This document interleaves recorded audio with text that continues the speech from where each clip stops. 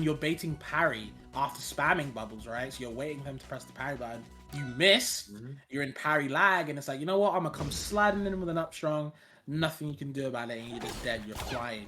You're exploding. Lily is navigating those scrappy excellently. It's, I think, one of the things she's most experienced in. But she's also very experienced in not enough damage with this character, as those easy fleet up tilt, up air, back air combos are going to come through with some nice damage to start this game off. A much better start than previously. Yeah, of course, you make a good point, but yep, going for the DP yet again. Why? It's not going to work out well for you. It made no sense. And Genarog is going to be up in the second game.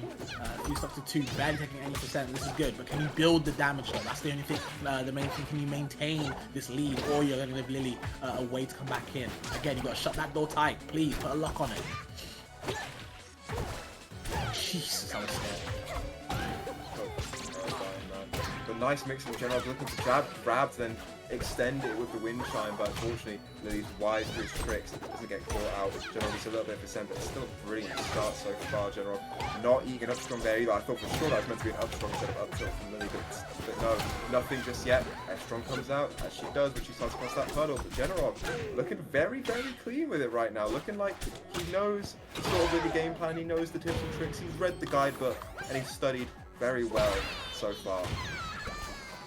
Well, perhaps not acing the test. We thought. Okay, has the wind chime on you. Lily's trying to parry it, but doesn't know how to count to 4 apparently. So General can wait that one out and get a little quick punish. Avoids the tornado, gets left over the run again. It's worth it, let's say, on the floaty sometimes. Big F strong shotgun to kind of stop your tracks on the ground after approach from the air, which Fleet does love, but sometimes approach from the ground is best against Orcane, just if you don't want to get past the aerials. There are 4 chimes before the wind chime. I believe it's 4 seconds is how I always know. It's do, and then you parry. That's how I always know. That's crazy. Oh!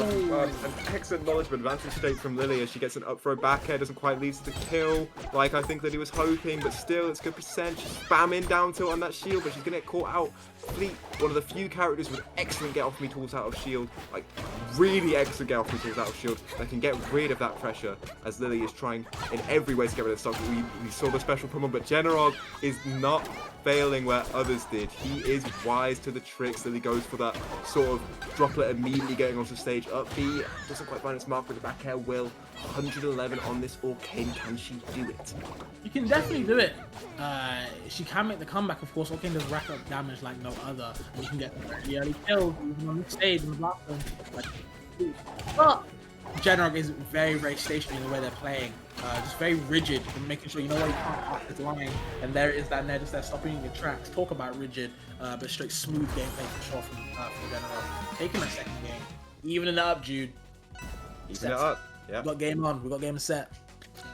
We got a real set on our hands for sure. Genarog answering back with vigor, I would say, as he's going to be banning out Fire Capital and Crystal Peak. Very fair bans, I would say. I would expect to see Merchant Port, Erabada, or Hyperborean Harbour, and we're going to be opting for Merchant Port here. Yeah, I think getting rid of Rockwall / Crystal Oasis is definitely the pick to do. I think that stage as Fleet is terrifying. So I think Merchant Port can work here for both players. We'll see how it goes on. I would love to know where they played in the first set they played earlier on in winners, but we'll see how it gets on in the losers set now. 1-1. Very competitive so far. Good showing. Good grab from Lily, going to put the wind chime back onto Genarog, avoid that little situation just now. As I think it's safe from the shield, but yeah, I don't know. I don't feel like Lily's properly respecting the fact that Fleet actually has out of shield options in a game where I would say out of shield options, aside from grab, aren't the strongest. Fleet is a big exception to that rule, and it doesn't seem like Lily's just really responding well to that fact so far. Okay, misses the out smash. Shield is there. It's going to save the day either way, but just gets the whiff that time. Sets up the tornado on the ground. Of course, he just waits it out. Spams the down tilts. Gets the third one in with the big hit, the money, but just can't make that cash out and claim that stock. Unfortunate. Yeah, looking a tough option to find. You'd have to like sort of dash back, dash forward, then dash back and side with the option. I'm not sure check the time for it, unfortunately.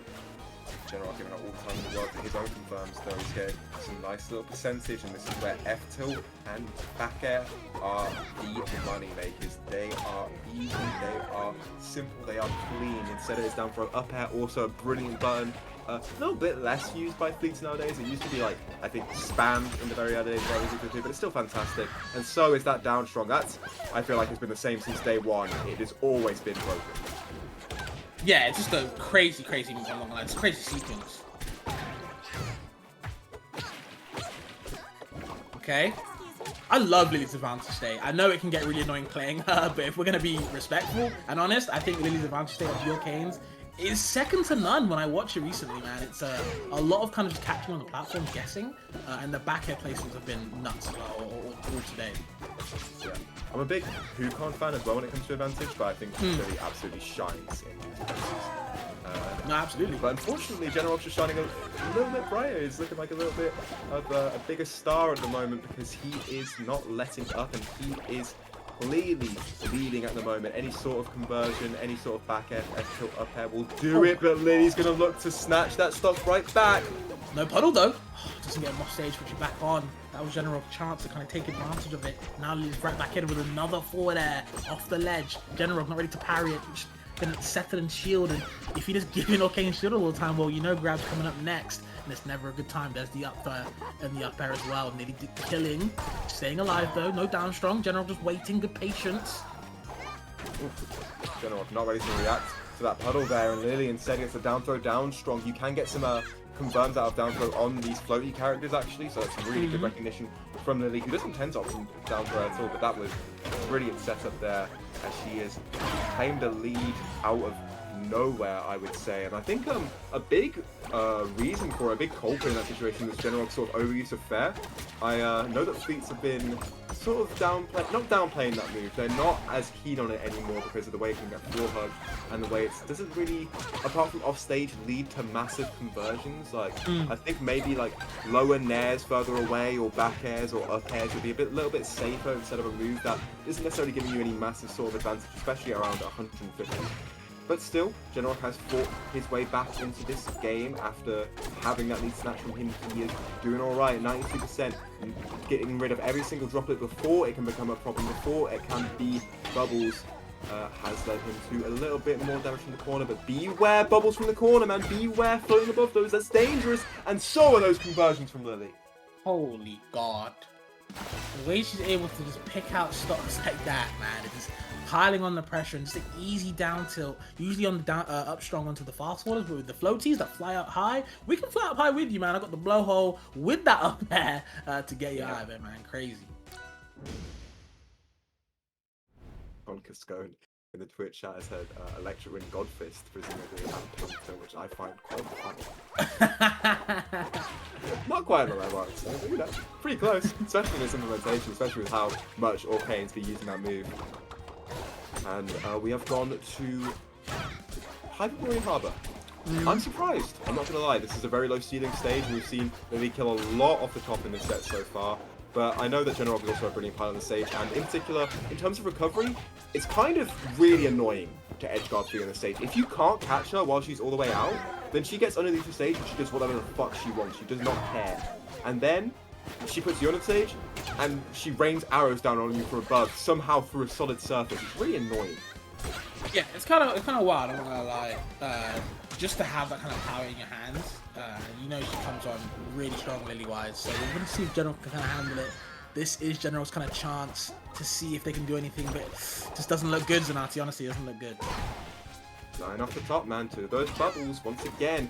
There's one thing Genarog's lacking here. It's awareness of those situations, I feel. I feel like he's far too comfortable floating around them or standing on them when he's not really parrying them at all. And it has led him to a lot of really vulnerable situations where he's losing stocks where I would argue he shouldn't do. And that's, you just have to know that's the game you're playing against Orcane, it's the game you're playing against Lily. She had to puddle there as well. That's lacking recognition on Orcane recovery there. Had she side B, she would have drifted all the way to the wall, have been super reactable, so you just had to cover puddle there instead.